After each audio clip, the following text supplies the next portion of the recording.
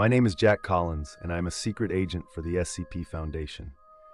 This time, I was assigned a new mission involving SCP-010, a set of old iron collars with extraordinary abilities to control people. I received orders to head to Site-19, where these collars are kept in locked boxes.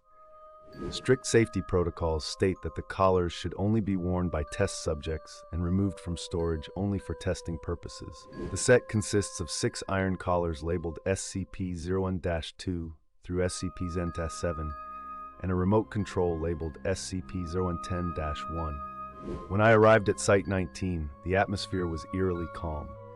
Everyone knew I was there to investigate these mysterious devices and uncover more about their nature and capabilities.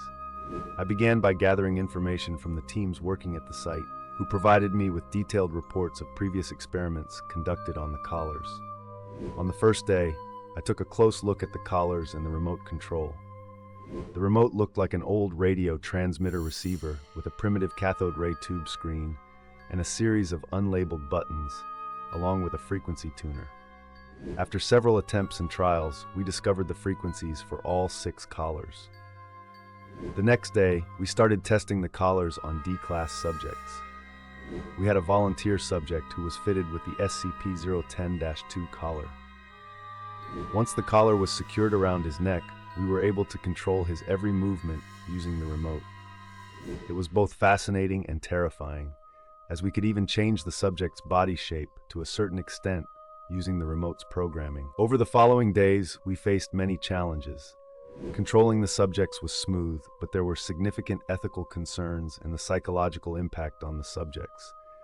The experiments were harsh and sometimes painful for the subjects. I learned a lot about the limits these collars could push and realized the immense power we held in our hands.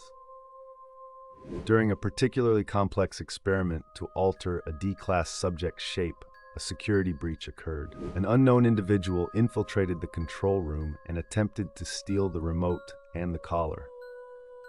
A violent struggle ensued, and during the fight, the collar was accidentally activated, causing the subject to become extremely aggressive.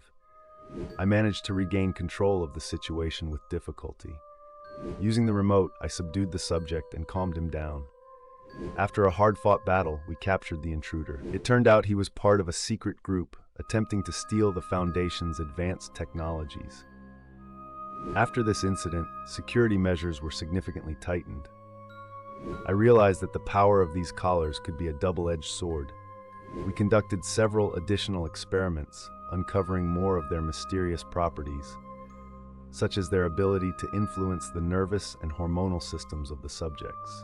In one experiment, we decided to test the collars on different animals to see how they affected non-human subjects.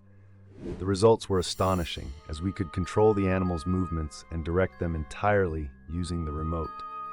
However, this discovery raised significant ethical questions about the use of such technology. In another experiment, we tried using the collars to enhance the physical and mental abilities of the subjects. The results were impressive, with increased strength, speed, and cognitive abilities. But with the enhanced abilities came increased aggression and difficulty controlling the subjects, making the experiments extremely dangerous. One night, while conducting some tests on the remote, I noticed some buttons reacted unexpectedly, causing unexplained changes in the subject's behavior. Upon careful analysis, we discovered the remote contained hidden programming that could cause unforeseen effects. This programming was part of the original device design, adding a new layer of complexity to our understanding of the remote. We decided to delve deeper into the programming and discover how it worked. We found an old and complex programming language used to control the collars, requiring special knowledge to interpret. It took us weeks to decode the programming and understand its effects on the device. After this discovery, we improved our ability to control the collars and reduce the risks associated with their use. We became capable of programming the device more accurately and specifying its effects better. As the experiments progressed, we began exploring how to use the collars for medical purposes. We found that the ability to control the nervous system could be beneficial in treating certain medical conditions. However, medical applications required developing new techniques and ensuring patient safety. At the end of the mission, I returned to the base, carrying new experiences and a deeper understanding of the powers of supernatural entities. I realized that power comes with great responsibility, and that these technologies must be used with caution and deep consideration. This was my adventure with SCP-010, and through it, I learned a valuable lesson about the limits of power and control. I am Jack Collins, and I will always be ready for the next challenge, no matter the difficulties that await me.